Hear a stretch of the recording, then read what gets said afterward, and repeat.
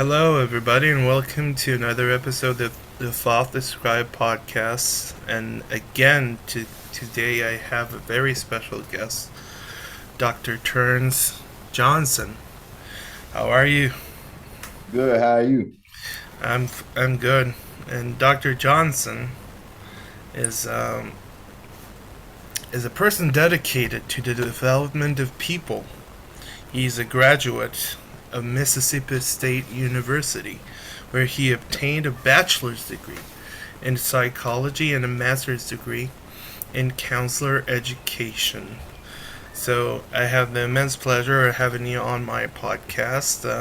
I'm hopeful that everyone watching and listening, tuning in to our conversation will benefit greatly, uh, or even minutely.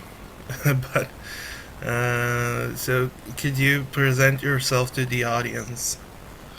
Yeah. I guess the best way to describe me is um I've learned to be a person first instead of a title.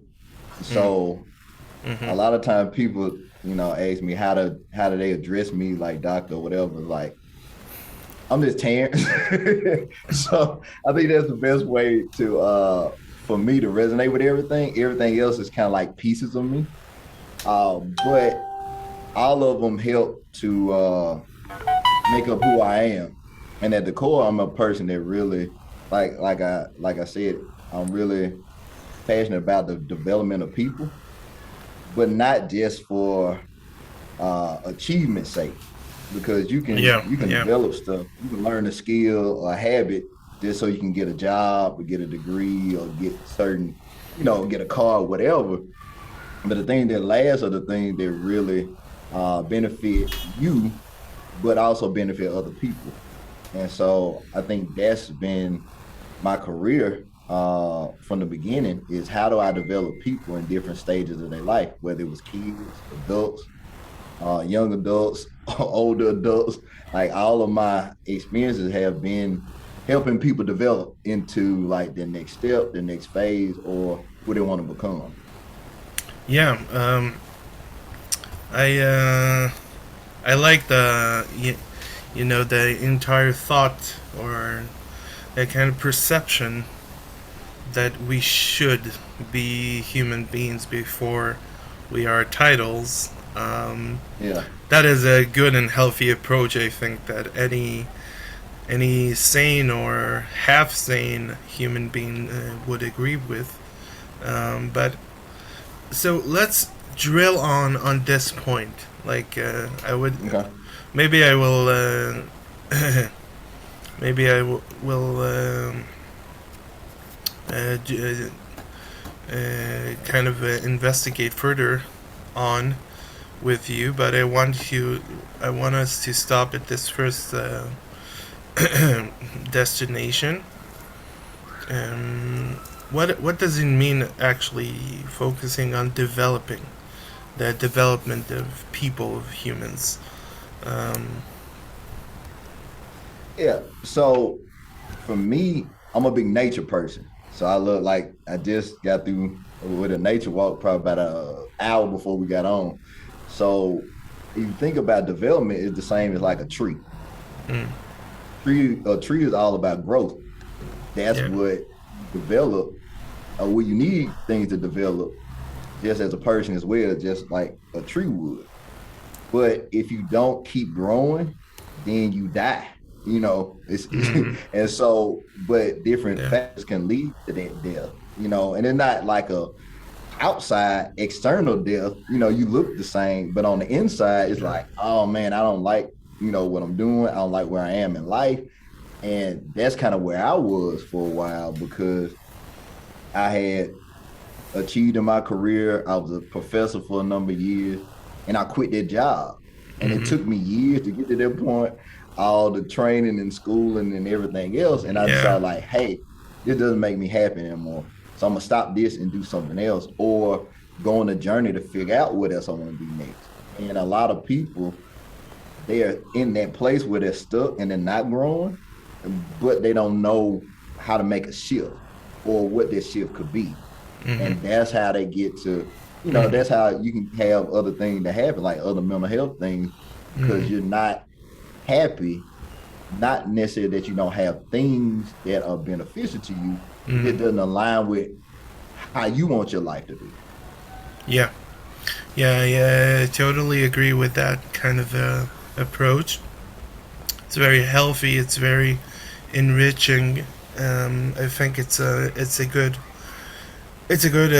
point of view to hold on to, and actually, as you said in our preliminary talk, Mm-hmm. as Mm-hmm. you said, like a lifelong learner, which is Mm-hmm. very, you know, it's a nice tongue twister and a nice kind of initial Mm-hmm. for yeah, yeah, you get the big LLLs, yeah. Yeah. But so getting back to the point of the growth, Mm-hmm. I don't know. A lot of these terms have been way overused, and I think Yeah. worn out. Worn out is the right Mm-hmm. kind of term. But Yeah. there are some cliches that should stay cliches because they are so important. And the growth one is a very Mm-hmm. important kind of metaphor for humans' existence and the life Mm-hmm. Yeah. that each human being experiences. So could you actually let's try and solve that, decode or demystify that cliche. The Yeah. Well, I think the way to address it is, like I said, your growth might not look like my growth. I think one of the confusions is growth all looks the same, mm, and growth happens in a real linear kind of way, and it doesn't. Growth can be almost like a roller coaster. It has ups and yes. downs and turns and loops and all that kind of stuff.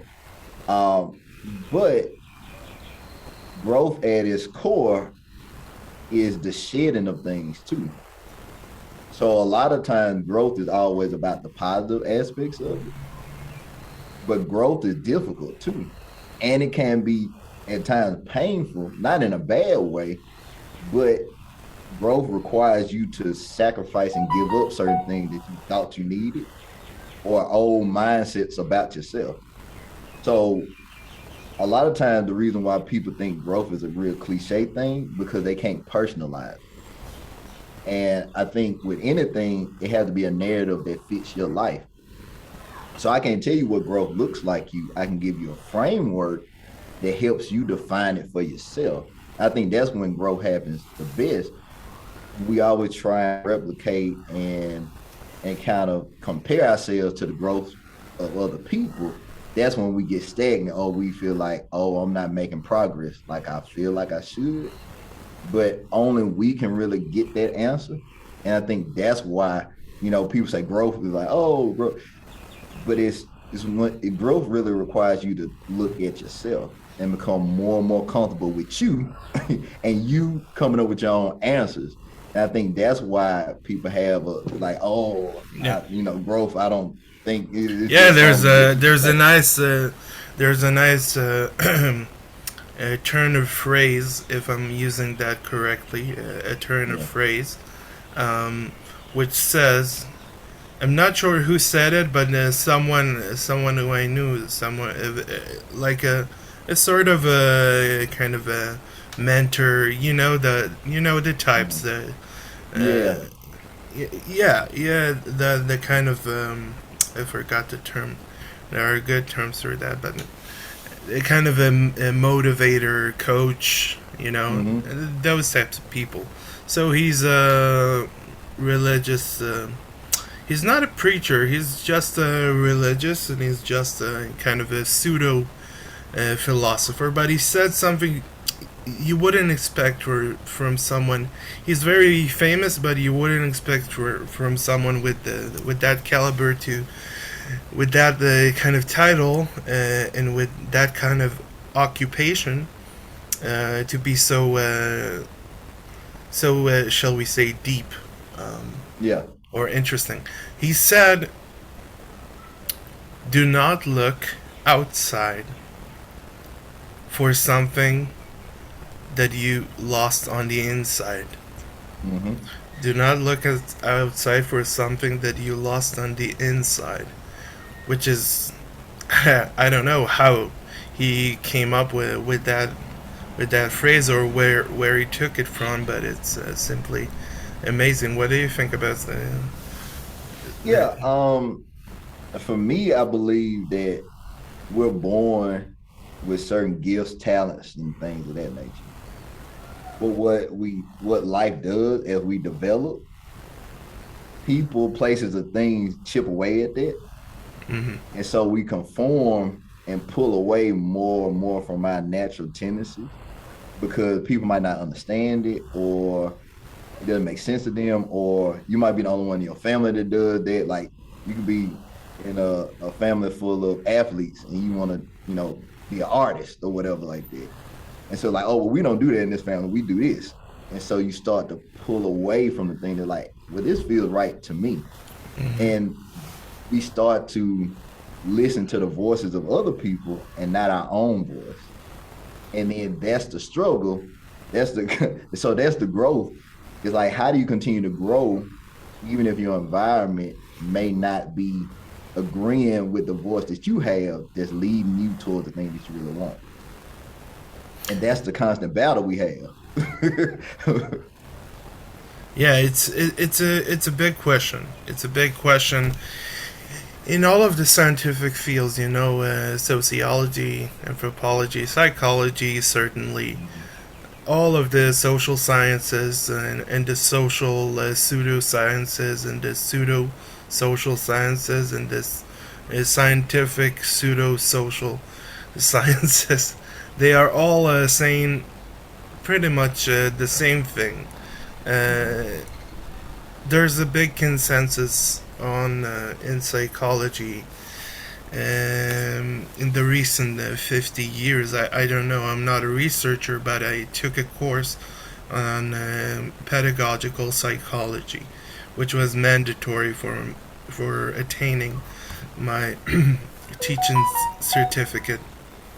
And what I got from that, the behavioristic type of approach is is very is very hailed, shall we say, and put on the mantelpiece. Um, but what do you think that, I'm going to ask you the ultimate question, and we have 9 minutes left. Uh, what is nature versus nurture? Well, so just like going back to what I was saying. So as far as nature, we have certain things, we have our environment, but we have certain things that we already have internally. But the nurture part helps to bring those things out. But depending on how we're raised, our environment, we might not get as much nurturing. So then our nature kind of plays against that too. So, just like if you look at people that came from a certain kind of family household, it gives them a certain, almost like a safety net. But when you don't have that nurture part, then it forces you to kind of fend for yourself. That's when the nature kind of takes over more too. Yeah. And so it's like it's a balance between the two as you develop of how much nurture versus nature. Because you can't be completely nature and you can't be completely nurtured because there's gonna be certain things you have to do on your own. hmm And it's that constant balance back and forth of how much we need of each one. And Yes. certain people get more and you can see how that works in their life. And certain people get less and you see how that works. It doesn't mean that you can't get to the same destination. It might look totally different. Your road might look different. And so I think Yeah. that's the way to look at nature versus nurture. Yeah. Yeah, it's a big question, but I intentionally tried to drop that bomb Yeah. in the middle of conversation, because you have to rewind the greatest hits, the highlights from psychology, and Yeah. philosophy and whatever. You have to address all those questions, even Mhm. in the most uh, uncontextualized forum. But Mhm. moving on, what do you gather from working both in the professional life as a Mhm. psychologist and in a personal um, it's also of course it's also a professional career, Yeah. but from Yeah. working in the hospitals and working with patients and from did you work in the private clinics also? um, So I did community mental health. So mm, I basically did more in the school settings and stuff like that. mm-hmm, But I did work in colleges, so like college counseling, all that kind of stuff. So mm-hmm, mine wasn't necessarily at hospitals, but we collaborated with hospitals because we had mm-hmm. to send clients to hospitals or whatever like that.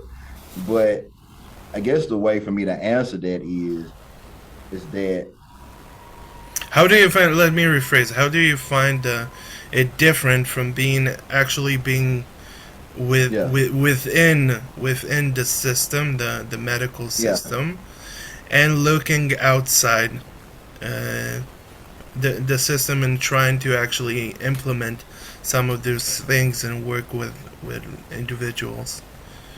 yeah. So when you're in it, you're committed to the work. And so your clients become your main priority.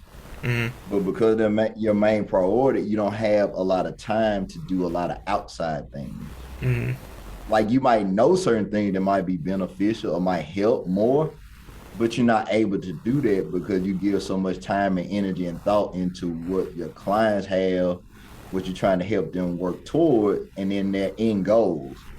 So being on the outside of it, it's like, okay, well, how can this be done in a different way for people that may not be in therapy, may not come to a therapist, but they need something as well.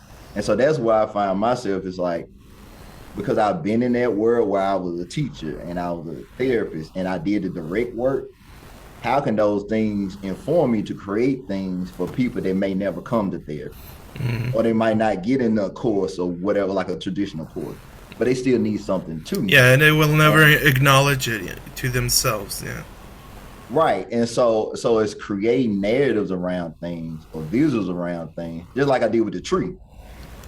That's a intentional metaphor type thing because Yes. it breaks a real like complex thing down into something that's a visual. It's like, oh, I get it. Growth, tree grows, bro. Yes.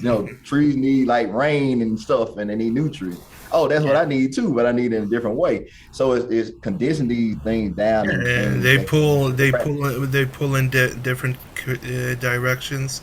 Are Yeah, a lot of trials and tribulations in the human soul and psyche. yeah, yeah, and a lot of times in a clinical sense or academic sense, the way things are described or even talked about is not people's everyday experiences.